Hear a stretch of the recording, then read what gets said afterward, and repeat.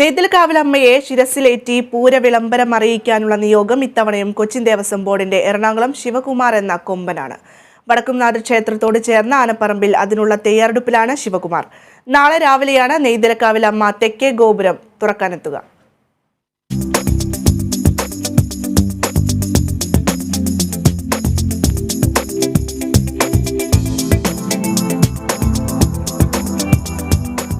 തെച്ചിക്കോട്ടുകാവ് രാമചന്ദ്രന് പകരക്കാരനായി എറണാകുളം ശിവകുമാർ തെക്കേ ഗോപുരം തുറക്കാനെത്തിയത് 2020 പൂരത്തലേന്നാണ്.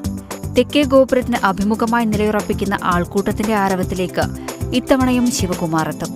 അവിടെ നിന്ന് ശ്രീമൂലസ്ഥാനത്തെ നിലപാട് തറയ്ക്ക് സമീപം 3 തവണ ശംഖൂതുന്നതോടെയാണ് പൂരവിളംബര പ്രഖ്യാപനം പൂർത്തിയാവുക. ആനപ്പറമ്പിൽ ഇപ്പോൾ പൂരത്തിൽ പങ്കെടുക്കാനുള്ള തയ്യാറെടുപ്പിലാണ് ശിവകുമാർ. ആർക്കും അങ്ങനെ ചെല്ലാം ഒരു ഉപദ്രവകാരി അല്ലെങ്കിൽ ആള് ഒരു സൈലന്റ് ആണ്. എപ്പോഴും 10 അടികളുടെ മുകളിലുള്ള നാട്ടാനകളിൽ പെട്ട ആനയാണ്. ഏറ്റവും വലിപ്പമുള്ള ഒരു ആന തന്നെ പറയാം. ആള് ഈ പറഞ്ഞത് പൂരത്തിനുള്ള ഒരുക്കങ്ങളിലാണ്. ഞങ്ങളിപ്പോ കഴുകലും കാര്യങ്ങളായിട്ട് വളരെ സന്തോഷത്തിലാണ്.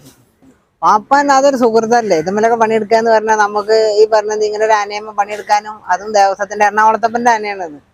അതിലൊക്കെ പണിയെടുക്കുക എന്ന് പറഞ്ഞു കഴിഞ്ഞിട്ടുണ്ടെങ്കിൽ ഭാഗ്യം തന്നെയാണ്. ഞാൻ ഇപ്പൊ 6 വർഷത്തോളമായി ഇതുമേ. പിന്നെ ഇവിടെ ഒരു ഉപദ്രവമൊന്നും ഉണ്ടായിട്ടില്ല. സന്തോഷം. മെയ് 1 പൂരം ഉപചാരം ചൊല്ലി പിരിയുമ്പോൾ പാറമേക്കാവ് ഭഗവതിയുടെ ദമ്പമായും ശിവകുമാർ ഉണ്ടാകും. പൂര വിളംബരം നടത്തുന്നതും ഉപചാരം ചൊല്ലി പിരിയുന്നതും ഒരു ആന തന്നെയാണ്. നമ്മുടെ ശിവകുമാർ ആയതിൽ വലിയ സന്തോഷമുണ്ട്.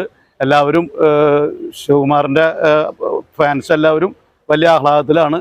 ഇപ്പോൾ തുടർന്ന് കഴിഞ്ഞ ദിവസങ്ങളിലൊക്കെ ശിവകുമാറിനെ കാണാൻ വേണ്ടിയിട്ട് കേരളത്തിൽ നിന്നും പുറത്തുനിന്നും ഈ ഗൾഫ് നാടുകളിൽ നിന്ന് പൂരത്തിന് വന്നിട്ടുള്ള പൂരപ്രേമികൾ, ശിവന്റെ ഫാൻസ് ഉള്ളവരടക്കം നിത്യസന്ദർശകരാണ്. നാളെ രാവിലെയാണ് കുറ്റൂർ ദേശത്ത് നിന്ന് നെയ്തലക്കാവിലമ്മയെയും വഹിച്ച് ശിവകുമാറിന്റെ എഴുന്നള്ളത്ത്. മറ്റന്നാളാണ് തൃശൂർ പൂരം.